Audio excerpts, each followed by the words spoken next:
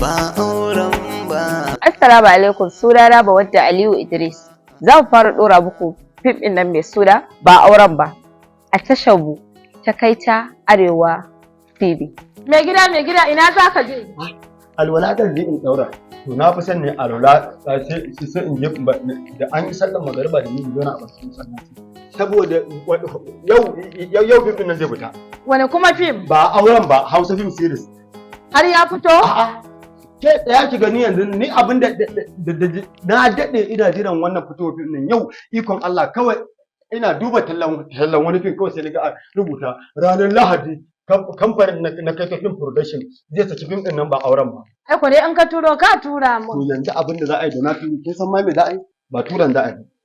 Idan yanzu na turo na zo an muka fara ganin sa to dabarar da zan sati mai zuwa zan samu in je a saka min data.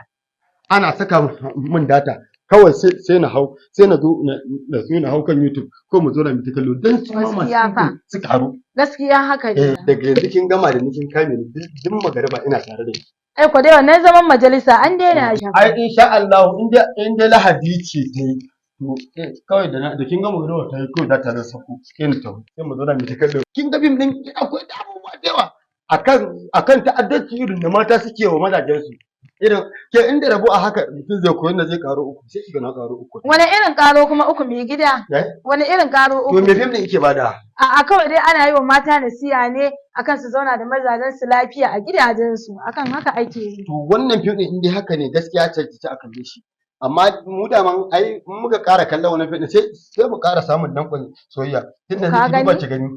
Tun lokacin da aka bani ke lokacin ake san bashi aka bani ki. To kuma mai gida sai an yi taune-taune ai ban da taune-taune mai gida, wani irin taune